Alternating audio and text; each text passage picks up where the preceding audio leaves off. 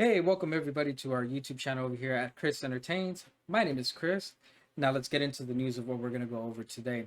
Did you see the news this week? Well, we're going to cover it.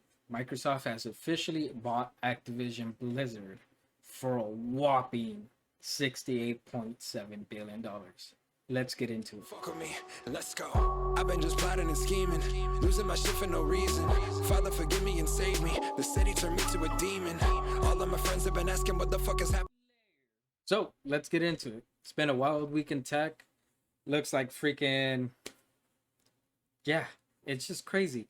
$67 billion to buy Activision Blizzard through Microsoft. I'm pretty sure everybody that woke up this week looking at this news was excited for the future of Activision Blizzard. I mean, personally, I think any Call of Duty fan like myself or anybody actively playing their games right now, seeing something different from the company being changed up as where it's going on right now.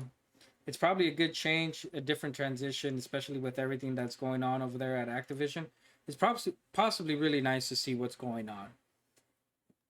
With that, on the other hand, I'm pretty sure if you're a PlayStation fan or somebody that plays on a different platform outside of PC or Xbox, this news is kind of a 50-50. Because, I mean, honestly, this is a company that is called Microsoft is buying Activision Blizzard. And why are they buying them? I mean, honestly, main reason is Xbox Game Pass. Why is that important? Because if they get Activision Blizzard games and their whole library, something you could get on their library on Game Pass, then they have a really big commitment with already having Bethesda Studios, 343, and all the other studios that already fall in their umbrella. They have a very compelling product. Is this good for the gaming industry? Yeah, I think it's good. If you're looking at a subscription basis that has a lot to offer you, I think it's good. Especially if you're in the Microsoft game. Especially if you're on PC and you're like, you know what? I just want to pay for the subscription, have these games. But on the other hand, that means now you have to look at a subscription service to get your games.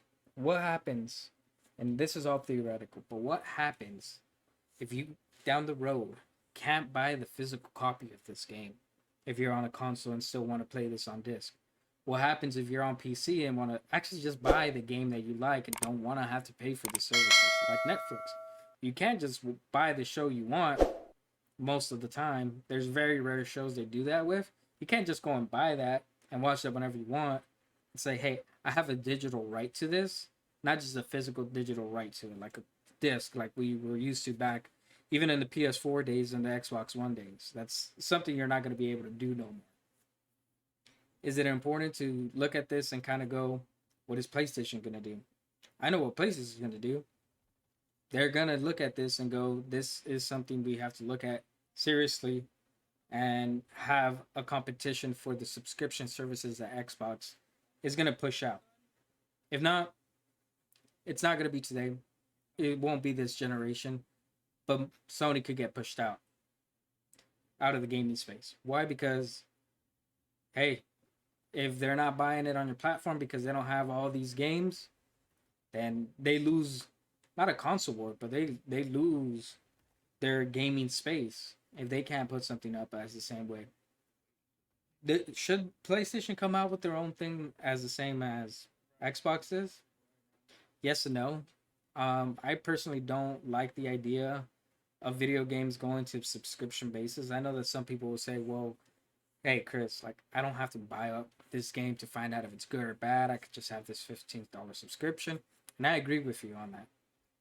I personally just don't think it's a good idea to look at it that way when we really, really don't know what is the true intentions of these companies once they have created the subscription services.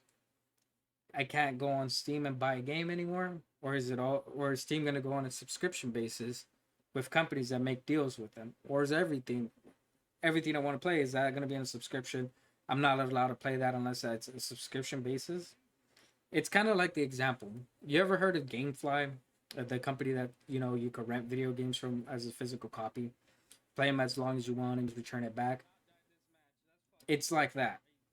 It's not your game.